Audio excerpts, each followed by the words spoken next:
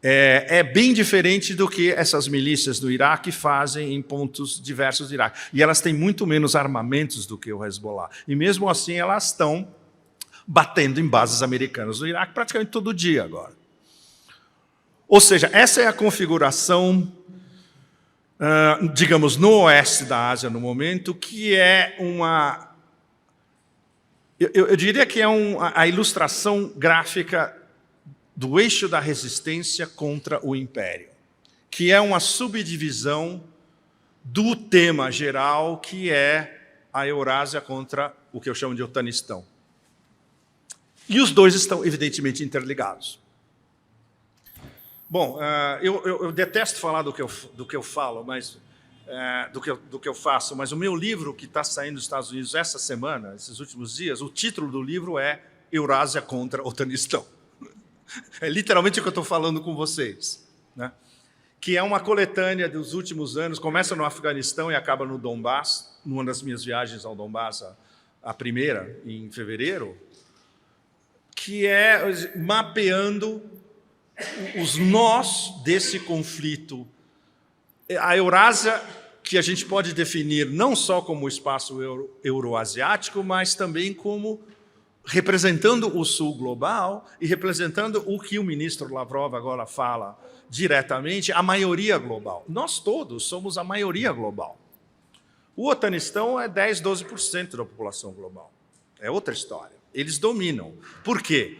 Porque eles dominam o soft power, eles dominam a comunicação, eles dominam a mídia e eles dominam o sistema financeiro internacional, que é o mais importante.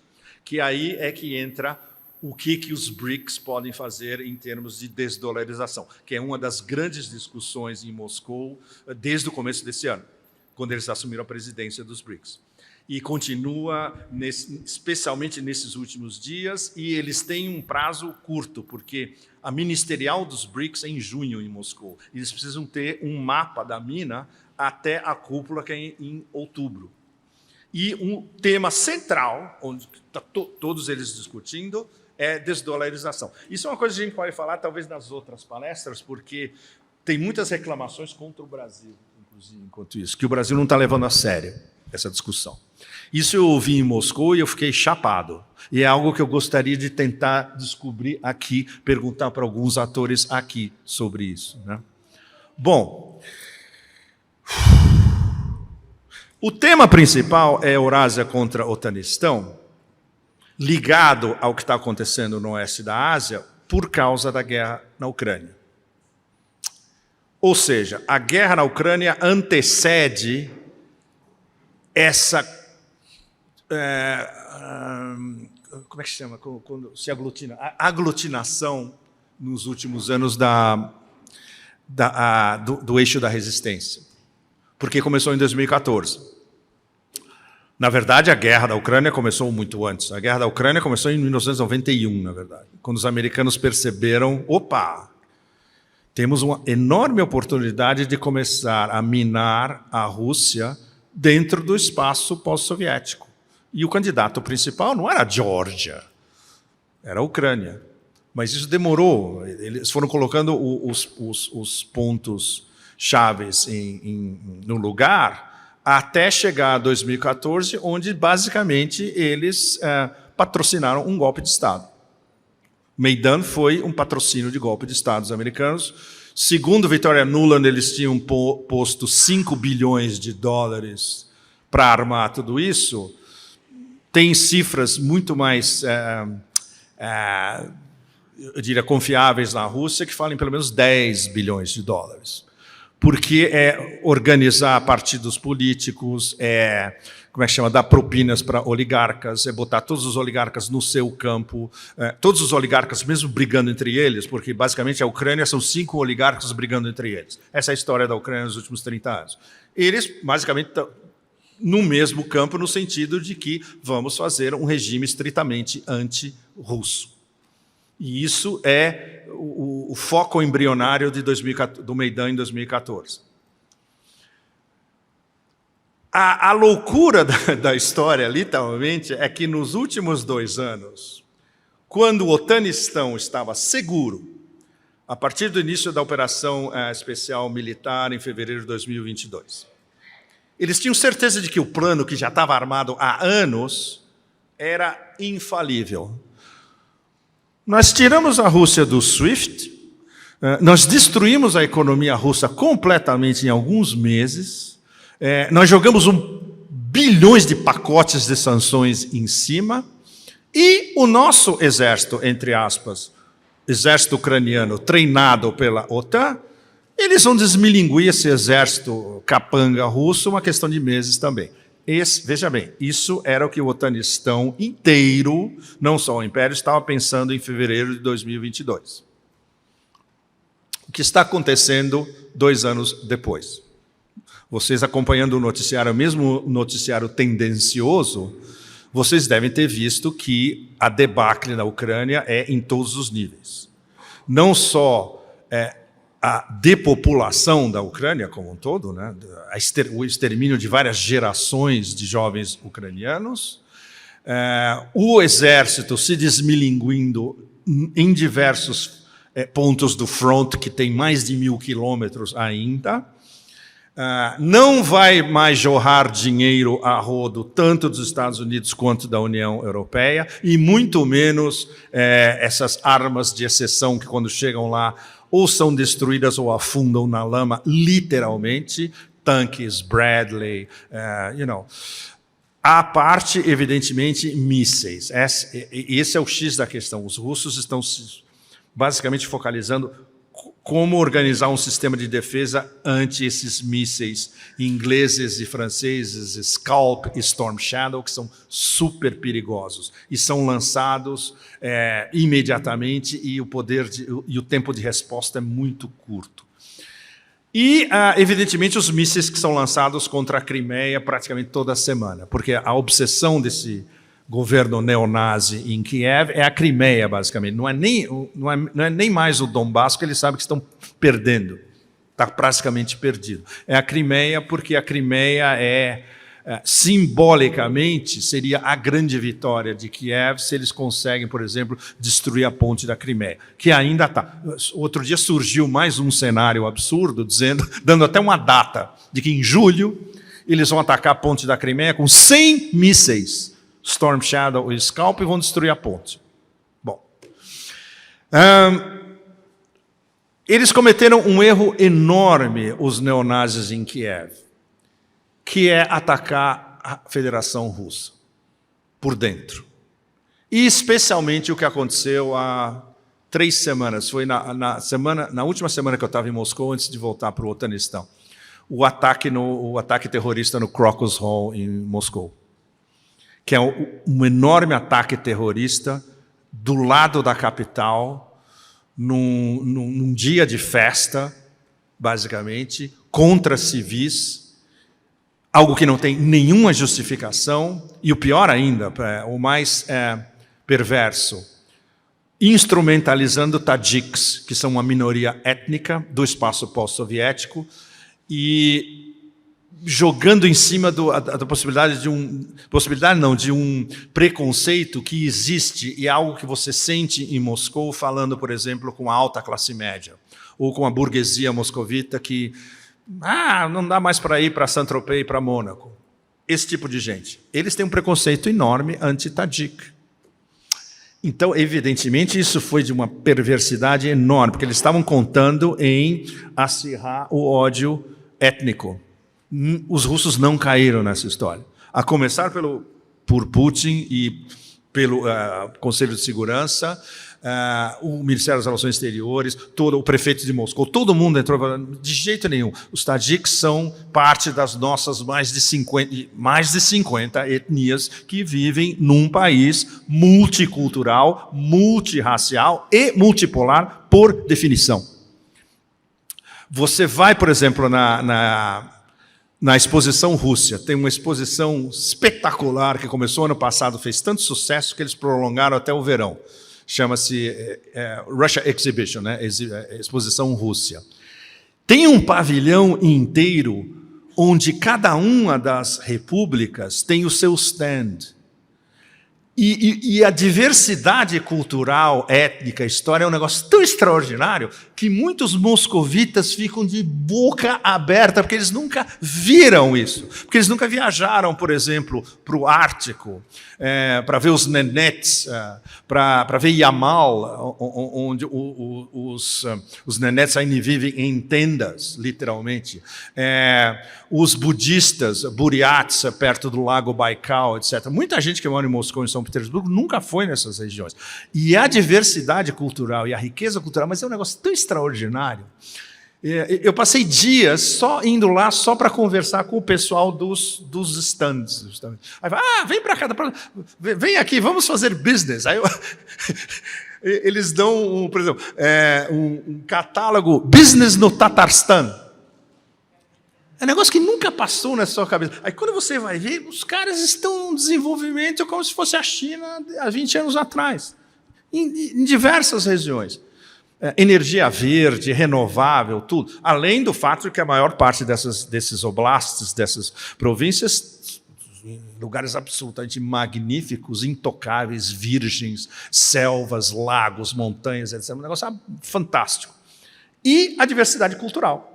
Eles estão lá com as suas roupas naturais, eles estão lá, eles ensinam algumas das palavras dos seus dialetos, eles falam da integração econômica nas regiões, que impulsionada pelo Estado também, pelo Estado russo. E isso é algo que você vê, por exemplo, no Fórum de Vladivostok, que é o principal fórum econômico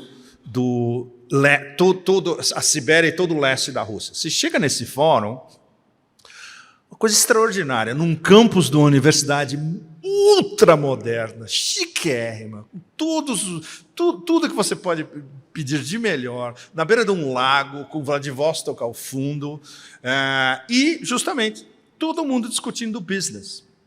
E, nesse último do ano passado, Putin foi também, teve evidentemente, quando ele fala para tudo, ele detalhando os números de investimento federal em todas essas regiões, Sibéria, Extremo Leste, Ilha Sakhalina, projetos extras de gás, etc. E tal. Ou seja, você vê o Estado se desenvolvendo, digamos, numa fação chinesa. O Estado se desenvolvendo em benefícios dos seus cidadãos e dos residentes das suas diversas áreas e numa atmosfera multicultural.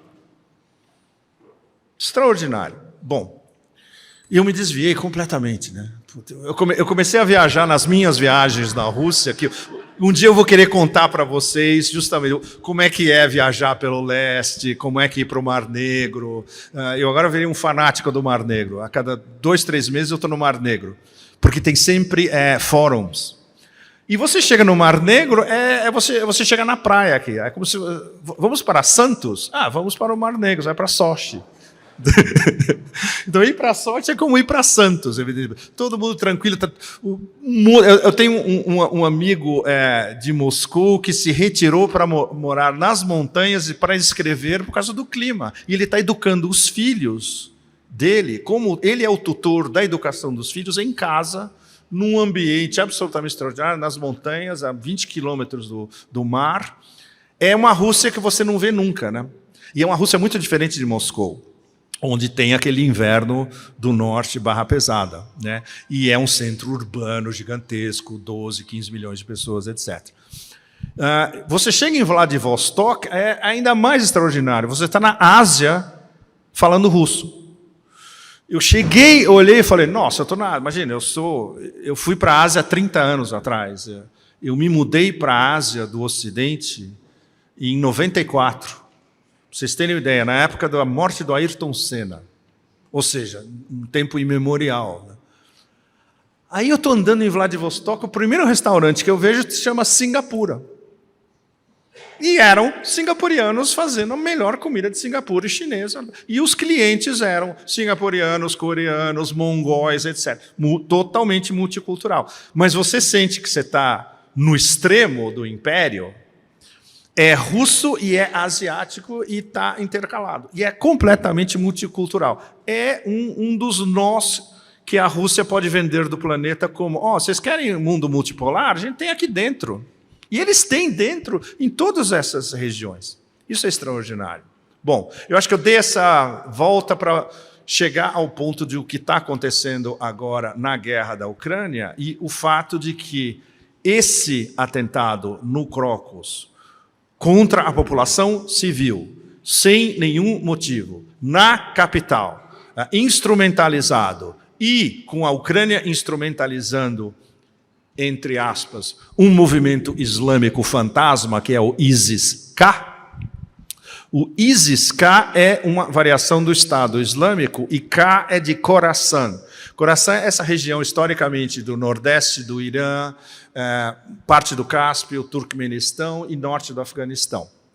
E os principais pregadores de, entre aspas, ISIS-K, são tadiques. São tadiques sunitas radicais, eles moram no Tadiquistão. O cara que recrutou os caras que foram presos, os 4 que foram presos do atentado, é um pastor tadique que os recrutou online. E ele está baseado no Tadiquistão. Ou seja, o perigo enorme é que as derivações desses movimentos extremistas que os americanos não só criam, como depois impulsionam, Al-Qaeda, Estado Islâmico K, etc. e tal, eles se reproduzem nesses interstícios do mundo islâmico. Isso é um enorme perigo, porque é, mais uma vez, a estratégia de dividir para reinar por dentro. Então, o que os ucranianos fizeram? Que é algo que eles fazem desde os anos 90, é algo que nós temos discutido muito isso em vários podcasts, que desde a guerra da Chechênia, os ucranianos perceberam que eles podiam instrumentalizar islâmicos radicais para a agenda deles. A diferença é que na guerra da Chechênia, a Rússia pode ter empatado a primeira, mas venceu a segunda. E o cara que estava coordenando a segunda guerra da Chechênia era Putin, antes de ser presidente. E hoje, a Chechênia é um exemplo, inclusive para o mundo islâmico inteiro, porque o clã Kadyrov virou o mais patriota russo que existe. O Kadyrov é o primeiro patriota russo em tudo. Eles têm divisões de elite combatendo no Donbass há anos. A tomada de Mariupol, eles estavam na linha de frente. Avdivka, eles estavam lá também. A mudança da Chechênia de ser uma região da Federação Russa corroída por wahhabitas e islamismo radical, e hoje é uma das mais patrióticas, é um fenômeno absolutamente extraordinário. É de uma complexidade extrema, mas é extraordinário do fato de que, na verdade, as políticas do Estado russo mostraram à população de Grozny e do resto da Chechênia que esse era o caminho. Você se integra à Federação Russa, você conserva a sua cultura, você conserva todos os seus valores, não há discriminação étnica e o governo federal vai ajudá-lo também. Que é isso que o clã Kadyrov percebeu. Bom, mais uma vez voltando ao estado atual em Donbass. Esse erro fatal de um atentado terrorista finalmente virou o jogo na cabeça da liderança russa. Não só Putin, como o Conselho de Segurança em torno dele. E aí entra os caras barra pesada. O Patrushev, que é o secretário, a gente chama ele de Yoda. Sabe tudo mesmo. E o Narishkin, que é o chefe da inteligência exterior. E até o FSB, o Bortnikov, que é o chefe do FSB. Bortnikov, para vocês terem uma ideia, o Bortnikov ele é um fantasma. Ele nunca aparece, ele não fala com ninguém, ele nunca dá entrevista. Depois do Crocus, pela primeira vez, a Rússia inteira viu o Bortnikov dando uma entrevista para um repórter da TV russa, 5 minutos, o que no caso do Bortnikov é quase 10 dias. E ele falando, não, a gente sabe exatamente, nós já identificamos, nós já prendemos os perpetradores, estamos seguindo estamos seguindo a linha de comando e tudo aponta para o regime em Kiev. Ou seja, você vê o chefe do FSB falando isso em público, o que para ele falar isso em público, porque é insofismável, isso é porque chegou ao limite deles. Então, agora eles vão, literalmente, botar para quebrar. O que ninguém sabe, inclusive em Moscou, e entre os mais bem informados, é até onde vai esse botar para quebrar. Vai chegar até Odessa? Vai chegar até a Transnistria? Vai chegar até Kiev? Isso agora já é discutido num jantar em Moscou normalmente. As pessoas já estão discutindo isso agora. E antes era um tabu, porque tinha muita gente, especialmente em Moscou, que é o centro do poder, que qualificava essa guerra de não guerra. Eu ouvi muito isso o ano passado. E eu tomei um susto. Aí eu sempre estava perguntando, especialmente businessmen, eles falam, porque eles já podiam ter resolvido essa história em 2022 e está se prolongando. Por causa dessa psicose, digamos, benigna de não queremos vítimas civis, eles estão fazendo uma guerra com luvas de política bem educada contra um regime que está fazendo uma guerra de terror, que é o que Kiev faz. Kiev ataca civis o tempo todo. Quando eu estava em Donetsk, agora em março, no último dia a gente ia ter um encontro numa escola perto do front, a 2 quilômetros do front, nós não pudemos ir porque a escola estava sendo atacada. E isso depois de 10 anos. Você volta a Donetsk 10 anos depois, e a primeira impressão, mas é um choque, ainda é uma cidade vulnerável numa linha de front. A primeira coisa que eu vi, a gente chegou de madrugada, foi um clarão. A primeira coisa que eu senti de manhã foi o boom, o tempo todo. E a cada 5, 10 minutos é boom, boom. E, evidentemente, em casos extremos, aquele zunido de drone. Dependendo de onde você está, você sabe que eles estão, você escuta o zunido do drone. Quando a gente foi para Avdiivka, agora em março, a gente está protegido por um comboio militar. Todo mundo, colete à prova de balas, capacete, etc. E tal. A gente chegou em Avdiivka, os caras têm como é que chama? Um aparelhinho que detecta drones. É um aparelhinho que detecta FPV. E tem uma telinha vermelha. Quando ele detecta o negócio fica vermelho. O tempo todo que a gente estava lá, os aparelhinhos estavam vermelhos. E a gente escutava vários deles. Então os caras falavam, fica aqui embaixo, entra aqui, entra nessa casa, etc. A gente não podia andar por Avdiivka, que eu nunca vi algo parecido, nem no Iraque. Devastação absoluta. A definição de terra desolada é o que aconteceu em Avdiivka. Todos os prédios estão bombardeados. E aí a coisa mais extraordinária, a gente estava na rua principal, tudo bombardeado, os drones em cima, os militares segurando, passa um cara de bicicleta. Aí eu falei, dá para parar para a gente conversar com ele? O cara parou, estava com a sacolinha. Por que o senhor está aqui ainda? Eu moro aqui, eu sempre morei aqui, por que eu vou embora? Eu falei, mas todo mundo foi embora. Eu falei, não, ainda tem mais. Olha, tem aquela casa ali, você viu aquela casa ali? Aquela casa ali a gente vai todo dia para pegar os víveres que o exército traz para nós. E quando a gente foi legal, porque o comboio, a gente parou no mercadinho e comprou um monte de ovos. Porque, claro, não tinha nada na cidade. Então a gente levou um carregamento de ovos para eles. Aí chegando lá, tinha uma casa que era digamos, onde se reuniam os remanescentes. Aparentemente ainda tinha 100 remanescentes na cidade. Aí eles nos contaram uma história incrível. A gente estava lá de tarde. Eles falaram, sabe o que era esse depósito que você está vendo? Tem os ovos, a água, etc. Sabe o que era de manhã? Eles vieram aqui votar. Você acredita que a estação eleitoral, numa cidade totalmente bombardeada, na manhã, para os menos de 100 residentes, era um depósito de comida. Aí, na hora do almoço fechado, de tarde, era um depósito de comida que terminou virando depósito para nós que estávamos nos refugiando dos drones. Bom, acho que isso dá uma ideia para vocês do que você tem que lidar numa região como essa e da força moral, da força espiritual, da força interior desse povo.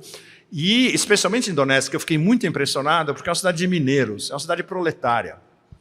É um equivalente um pouco mais pobre de Liverpool, na Inglaterra. É uma cidade de proletários, é uma cidade da classe operária. Eu achei absolutamente bárbaro tudo isso. E eles mostram com um orgulho absolutamente de acordo, inclusive, tem um museu oficial, a cidade tem um museu extraoficial. No museu extraoficial, eles contam toda a contribuição de Donetsk na guerra patriótica, porque tinha muitos combatentes do Donetsk e do Donbass defendendo a União Soviética na Segunda Guerra Mundial. Eles mostram a participação de Donetsk na guerra do Afeganistão. Claro, um erro estratégico, mas muitos dos soldados soviéticos no Afeganistão, eles vinham de Donetsk. E eles mostram, desde 2014, a luta deles contra o regime nazista em Kiev. E quando você conversa com os locais, é muito impressionante. A força deles e o espírito de resistência deles é um negócio impressionante. É um negócio que não existe mais no Ocidente. Esse Ocidente nihilista, preconizado pela União Europeia, pela Comissão Europeia, eles não sabem mais o que é guerra, eles não sabem mais o que é defender a sua terra, os seus valores. E quando você vai ao Donbass, você vê isso na sua frente. E no meu caso, eu tive uma experiência ainda mais extraordinária. A primeira viagem, que foi em fevereiro, eu estava acompanhando os batalhões militares cristãos ortodoxos. Tinha um dos padres, estava circulando, indo de batalhão em batalhão, com um ícone extremamente valioso. Ele benzia o ícone e depois ele benzia os ícones locais e depois ele benzia cada um dos soldados. É um negócio, você fica boquiaberto de um negócio desse. E isso é muito importante para nos dar a dimensão espiritual, moral e de força desses povos lutando basicamente contra epígonos do império. É a mesma coisa dos iemenitas de Ansar Allah, bombardeados durante 7 anos e que inventam um sistema para fechar um canal de comunicação, uma ideia super simples, porque eles estão prestando uma solidariedade moral, religiosa e espiritual, definida pelo primeiro-ministro do Iêmen, isso. Do nosso povo. Eles se referem à Palestina como nosso povo. Quer algo mais multicultural e mais aglutinador do que isso? Ou seja, o que a gente vê no oeste da Ásia, entre justamente o eixo da resistência, defendendo o nosso povo, é o espelho desses batalhões militares cristãos ortodoxos defendendo o nosso povo no Donbass. Ou seja, os eixos da resistência, eles se falam por linhas acopladas, intermediárias, subterrâneas, etc. E eles estão falando, por exemplo, com o eixo da resistência na África, que é o eixo da resistência do oeste da África contra o velho imperialismo francês, o neocolonialismo francês. Por exemplo, na reunião multipolar que teve em Moscou, fim de fevereiro, exatamente, alguns dos principais delegados eram africanos. Inclusive, o mais impressionante, que ele tem todo o perfil de ser a grande liderança africana do futuro, é o Kemi Seba, do Benin. O Kemi Seba é um líder não só nacionalista africano, é um líder pan-africanista, extremamente bem educado, extremamente articulado, jovem ainda e com uma visão pan-africana que vai absolutamente de acordo com o Traoré no Mali, o Burkina Faso, Níger, todos eles que estão finalmente se coordenando e, aos poucos, expulsando o neocolonialismo francês do oeste da África. Então, esses são os eixos da resistência hoje, que são os focos principais, digamos, uma declinação desse Eurásia contra Otanistão, que estão querendo furar as bolhas e a grande bolha do império, né? E Bom, eu podia ir por mais 20 horas, mas para fechar e para abrir para as perguntas, eu acho que é muito importante. E o Brasil nessa história, né?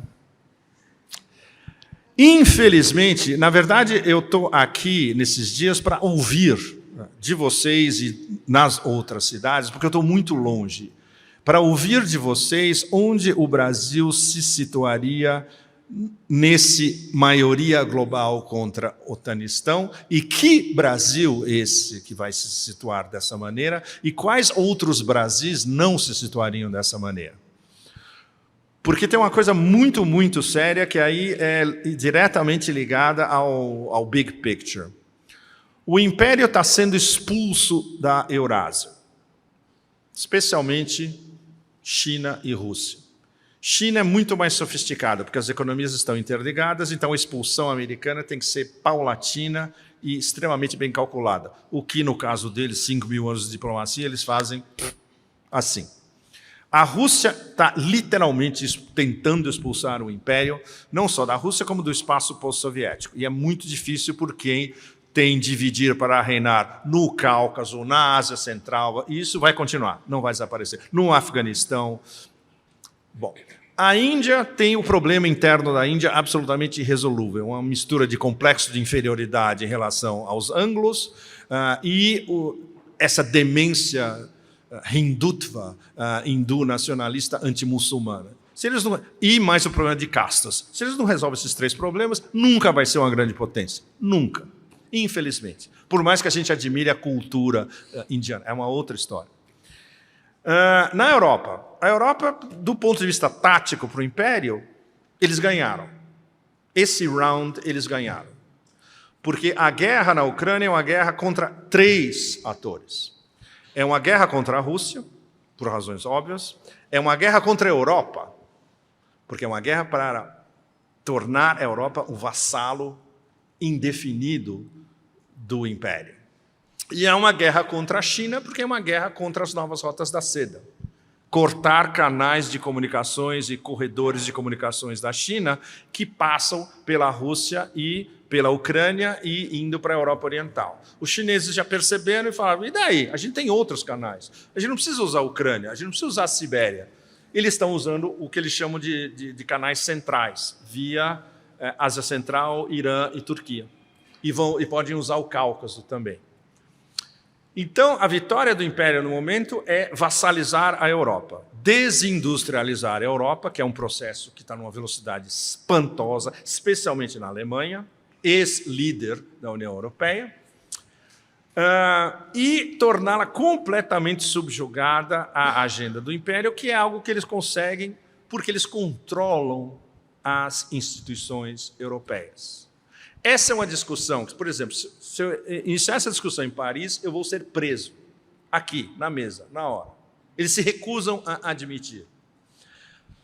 Aí faz um ligeiro background. Só um exemplo. É algo que eu estava pensando no avião, inclusive. Quais são as raízes da União Europeia, dos personagens que criaram a União Europeia? Tem três caras fundamentais. Um alemão e dois franceses. O alemão era um oficial nazi, serviu Hitler diretamente. Walter Hahlein. Walter Hahlein, ele era o equivalente da presidência da Comissão Europeia. Ainda não existia Comissão Europeia na época, mas o predecessor da atual Comissão Europeia, de 58 a 67. O presidente era Hahlein, um ex-nazi. Robert Schuman, que você chega em Bruxelas e fala Robert Schuman, os caras beijam seus pés. Um dos fundadores da União Europeia. E Jean Monnet, também, os outros dois. Robert Schuman estava em Vichy durante a Segunda Guerra Mundial. Ele era como os franceses chamam, collabo. Ele era um colaboracionista. E Jean Monnet era um cara que, o principal líder ideológico de Jean Monnet era um cara que conceptualizou Vichy. Esses três caras são os personagens principais da criação da União Europeia, no tempo que ainda era comunidade. Né? Exato. Como é que é? Não, antes, mas tinha um nome, era a Comunidade do Carvão, não sei o que, eu esqueci agora. Exatamente, mercado comum europeu. Bom, aí, juntando com um negócio que aconteceu na semana passada. Semana passada eu fui visitar um amigo meu em Cherbourg, perto das praias do desembarque da Normandia. Aí me bateu um negócio que eu tinha esquecido durante muito tempo. Vocês sabem qual foi o código da operação de desembarque aliado na Normandia, que vai ser comemorado agora, 6 de junho de 1944? Sabe qual era o nome do código? Overlord, suzerano. Ou seja, quem era o suzerano? É o suzerano que estava botando as suas fichas. A invasão da Normandia foi o prenúncio do suzerano controlar a Europa. E isso já tinha sido pensado pelo establishment americano. E hoje a tradução disso está em 2 níveis. Na maneira como funciona a Comissão Europeia, cuja atual medusa é uma neta de nazis, não se esqueçam, von der Leyen era uma família nazi.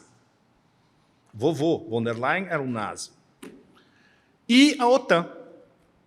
Vocês sabem como a OTAN é chamada pelos generais americanos na Itália, por exemplo, e isso eu ouvi diretamente dos italianos na Sicília.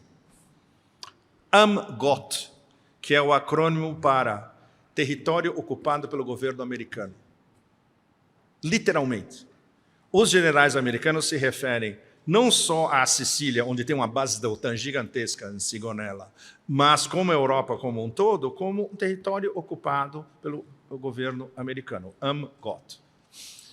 Ou seja, é a ligação direta entre a Normandia, o suzerano, AMGOT, a OTAN e como funciona a Comissão Europeia. O que explica a União Europeia e a Comissão Europeia estarem defendendo o genocídio em Gaza.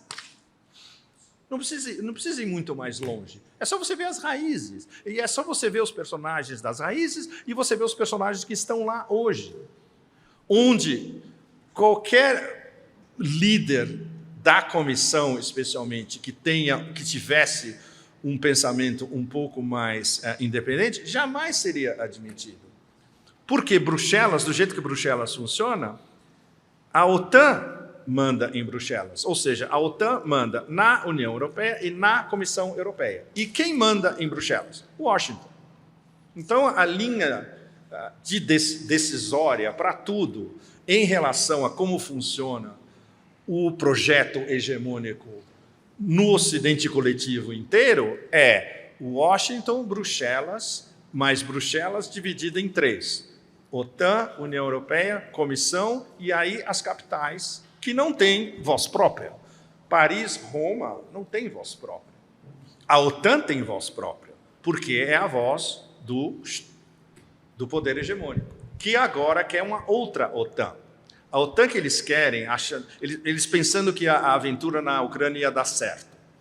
Eles querem uma nova OTAN, liderada não por Alemanha e França, que são os velhos líderes da velha União Europeia, eles querem uma OTAN. Washington, Londres, Varsóvia, Kiev. E no meio aqueles chihuahuas do Báltico, que só servem para gritar, justamente, não servem para nada. Mas, veja bem, eles achando que Kiev, Varsóvia e Londres podem perfeitamente organizar a agenda do Império para a Europa Ocidental e para a Europa Oriental, ao mesmo tempo.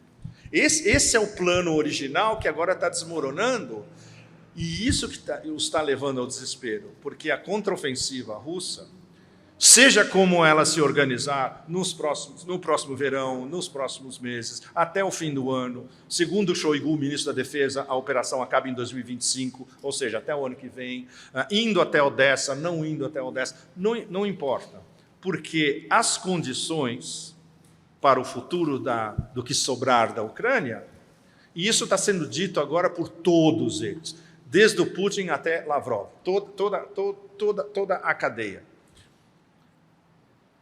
O campo de batalha vai decidir. E Nebenzia, que é um excelente representante russo nas Nações Unidas, essa semana ele foi ainda mais radical. A única coisa que tem para decidir é a modalidade de rendição de Kiev.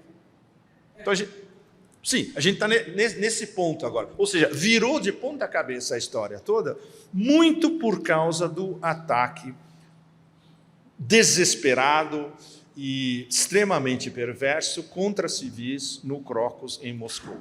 Esse é o que a gente chama de game changer. Agora mudou o jogo mesmo. E os russos perderam a paciência. Vocês sabem, o clichê se aplica. O urso é extremamente paciente, mas chega uma hora, na hora que você vai lá e você joga uma tacadinha a mais, sai da frente porque ele vai em cima de você. E está chegando nesse ponto. Daí o desespero, não só do círculo em Washington, em torno dessa atual administração, como da OTAN inteira, aquele pedaço de madeira norueguesa imbecil Stoltenberg, todo dia, né? Como das capitais inteiras. Ou seja, é uma das razões porque Macron, que não consegue regular a sua própria casa, nós vamos mandar uma força francesa para a Ucrânia. Vão virar steak tartare em 10 minutos. Todos. Todo mundo sabe disso. Mas ele tem que... a França precisa ter um papel de relevância como grande ator global, etc.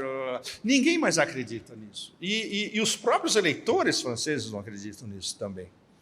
Mas isso revela a profundidade do desespero em toda a cadeia. É melhor acabar, né? A profundidade do desespero na cadeia de poder inteira, de Washington a Bruxelas e com tudo que está no meio.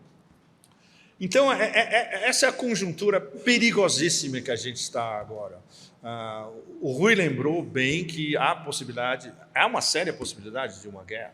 Não há a menor dúvida. É um dos cenários plausíveis, mas se um dos atores irracionais ultrapassar todas as linhas vermelhas que já foram ultrapassadas. O principal ator irracional nesse momento é quem está em Tel Aviv. Porque eles sabem que eles não têm saída nenhuma. Ou é a guerra eterna, ou é a guerra até o final, ou despenca esse governo e aquele cara vai para a cadeia no mesmo dia. Todo mundo sabe disso. É um cálculo extremamente mesquinho, mas é um cálculo eleitoral, no fundo. E o único cálculo que os americanos no poder hoje têm é as eleições de novembro. Qualquer coisa, por exemplo, você ter William Burns conversando com os iranianos em Oman é desespero mesmo. Escuta, não vai muito forte. Porque ele sabe que uma guerra quente, todas as cartas vão estar na mão do eixo da resistência e a carta fundamental, que é bloquear o Estreito de Hormuz, colapso do sistema financeiro internacional. Isso... Nossa, já foi estudado a exaustão, inclusive pela Goldman Sachs. Goldman Sachs fez vários cenários de estouro dos derivativos se o Estreito de Hormuz fosse bloqueado. Então, a nossa impotência de maioria global no momento, a gente está presos todos nessa lógica de desagregação e, ao mesmo tempo, com a possibilidade de cenários catastróficos extremamente plausíveis. Isso é que torna o negócio... Por exemplo, não tanto, eu diria, no front Ucrânia, que agora a Rússia... Está tudo controlado pela Rússia e agora vai ser no ritmo que a Rússia quiser. Mas o fato de que tudo degringolou completamente no oeste da Ásia e que pode haver uma conflagração, inclusive, do oeste da Ásia inteiro... esse é o buraco negro que a gente está agora. Bom, desculpe pelas circunvoluções, mas eu tentei dar um painel, talvez Thelonious Monk Free Jazz do que está acontecendo. Obrigado a vocês.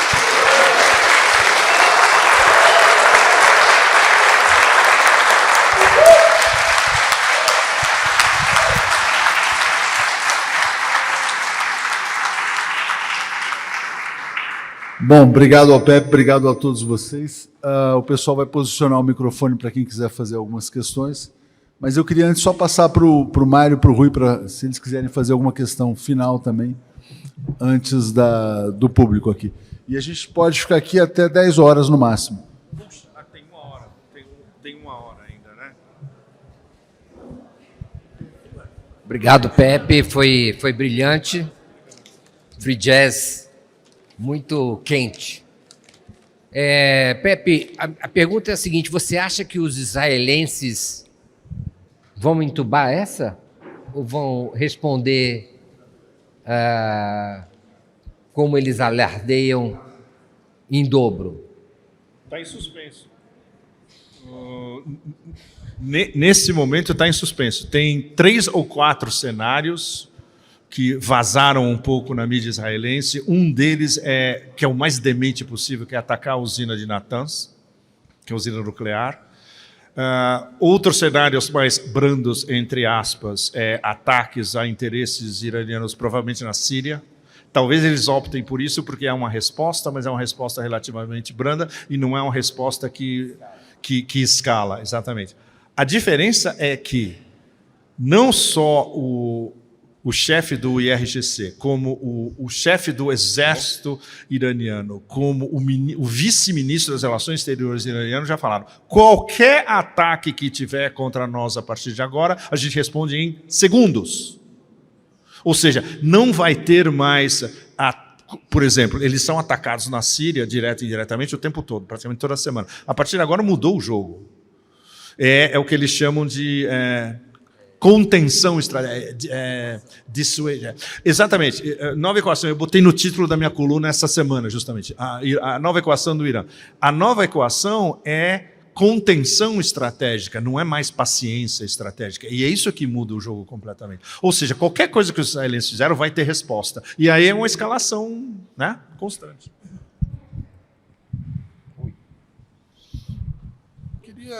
Queria falar uma palavrinha sobre a situação do Brasil, nesse quadro, né? Acho que nós temos um quadro internacional que é muito contraditório para o governo brasileiro, né? De um lado, toda essa crise do imperialismo abre enormes possibilidades. De outro lado, o imperialismo precisa colocar em ordem, quer dizer, disciplinar o seu quintal, que é o continente americano. Não dá para enfrentar todos esses desafios se você tiver uma rebelião em casa. Então, nós vimos aí que no Uruguai nós temos um governo de direita. No Paraguai nós temos um governo de direita. No Peru nós tivemos um golpe de Estado de direita apoiado pelos norte-americanos. Na Bolívia, nós temos uma situação extremamente crítica, né? O Evo Morales, que procurava se lançar como candidato, está bloqueado por uma série de medidas legais, né? Eu acho que isso aí vai explodir numa crise política. Nós temos o caso do Equador, que é monstruoso, né?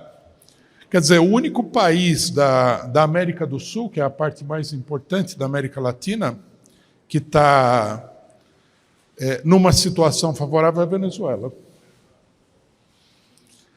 Então, o imperialismo está indo atrás de controlar a situação aqui. Eu esqueci de falar do Milei, que é o caso mais escabroso de todos, né? Muita gente fala que o Milei é o Bolsonaro argentino, mas tem que prestar atenção que o Milei é apoiado pelo governo que está em Washington agora, né? Se ele é o Bolsonaro, então o Bolsonaro no Brasil também podia ser apoiado por essa gente. Então, nós temos essa situação dupla. Há um potencial e há uma ofensiva sobre a América do Sul. O governo Lula, né, o grande problema do governo é que o governo não tem força institucional. O PT não caiu a ficha do PT de que a situação é essa. O Lula ele não fala abertamente, ele não quer dar uma demonstração de fraqueza. Porque ele chegar e falar nós não temos força institucional seria como reconhecer um estado de impotência do governo. Ele não vai falar isso aí. É natural, né? A gente não pode esperar que ele fale isso. Mas, ao mesmo tempo, o PT não toma medidas para sair dessa entalada. Que isso é uma entalada. Nós estamos vendo o que está acontecendo aqui nas últimas semanas, né? Por exemplo, o Arthur Lira levou adiante uma ofensiva contra o governo do PT, com várias medidas legislativas. O ataque contra o Alexandre de Moraes mostra que o imperialismo deserdou Alexandre de Moraes. E os porta-vozes do grande capital nacional associado com o imperialismo já estão em campanha para derrubar ele. Quer dizer, é o fim dessa política anti-bolsonarista, entre aspas, né? Então, o PT está numa situação muito difícil.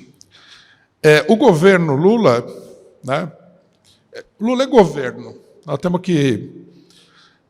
Eu sei que há uma insatisfação enorme com o governo Lula. Eu também não estou satisfeito. Mas nós temos que entender o seguinte: o Lula está no governo, ele tem que fazer alguma coisa. E o que ele fez? Ele começou a se deslocar à direita, que, na minha opinião, é uma tática ultradefensiva. Esse deslocamento à direita, na minha opinião, não é estratégico, é um momento. Ele olhou e falou: eu preciso me escorar nos setores direitistas antibolsonaristas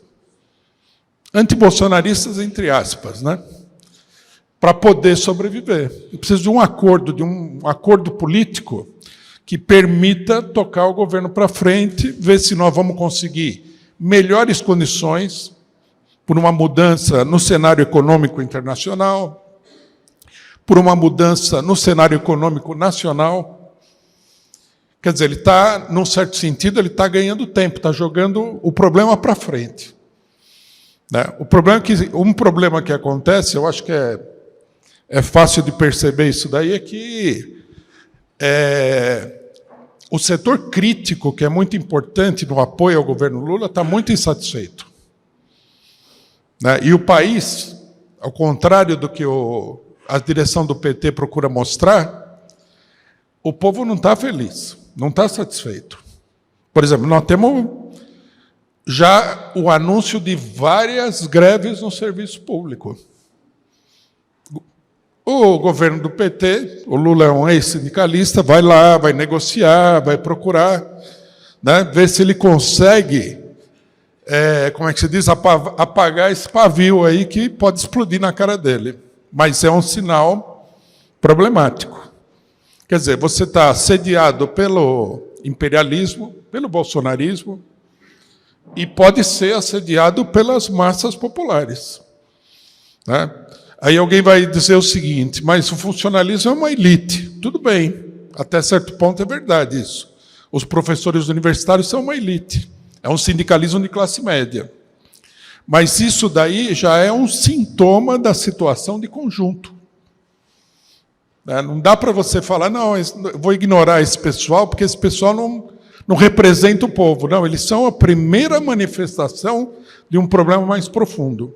Né? Quer dizer, o cenário internacional, nesse momento aqui, ele está pesando para o governo Lula. Ele não está abrindo uma porta. Ele não está mostrando, falou, vamos fazer isso, isso e aquilo.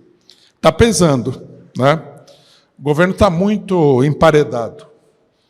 E está emparedado até, vamos dizer assim, um mês atrás, a gente podia dizer que o governo estava sendo hostilizado pelo bolsonarismo. Agora já é geral isso aí. E vai piorar. Vai piorar porque a pressão vai crescer. O imperialismo não pode se dar ao luxo de perder o controle de um país como o Brasil. O que coloca, inclusive, né, é chato de falar, porque contraria as expectativas de todo mundo, coloca um sério risco de que o governo Lula seja derrubado. Porque a gente pensa assim, não, o Lula é popular, etc. e tal, mas as forças políticas em ação são muito poderosas. O imperialismo provocou uma guerra contra a Rússia na Ucrânia. Quer dizer, para derrubar um governo inclusive que não tem uma base muito clara de sustentação, é muito mais fácil do que entrar em guerra com a Rússia. Eles estão bancando aí, tudo bem que é um custo altíssimo, essa carnificina monstruosa na Palestina. É uma monstruosidade. Né? Até a direita norte-americana já está se revoltando contra isso. De tão ruim que é. Você imagina aquele pessoal do Trump, preconceituoso, racista e tal, falando que isso aqui não dá. Né? Eles estão bancando isso. Para eles começarem a fazer um trabalho de desestabilização do governo do PT, é uma coisa que pode acontecer a qualquer momento. Né? Eu acho que a situação ela é muito preocupante. Ele não quer me ouvir. Eu vou terminar já e eu passo para o Pepe Escobar.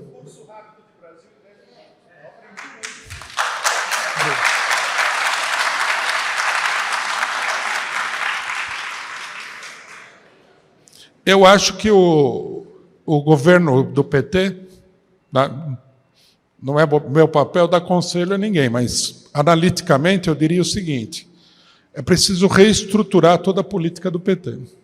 É preciso dirigir-se à mobilização de uma ampla camada social.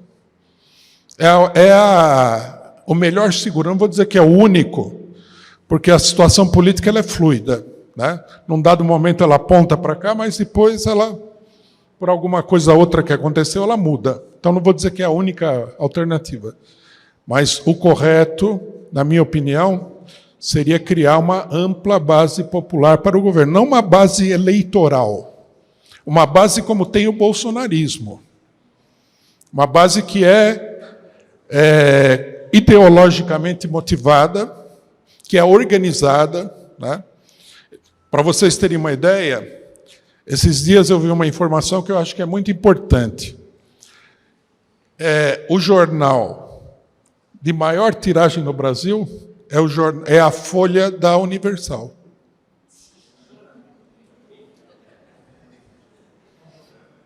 O jornal de maior tiragem no Brasil é distribuído gratuitamente.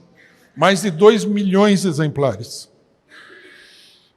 Isso daí é uma coisa importante, porque tem muita gente que não vai buscar política na internet. Você não vai lá para ver artista de cinema, de televisão e tal, não quer saber de política. Se você quer convencer politicamente, você tem que ir atrás dele.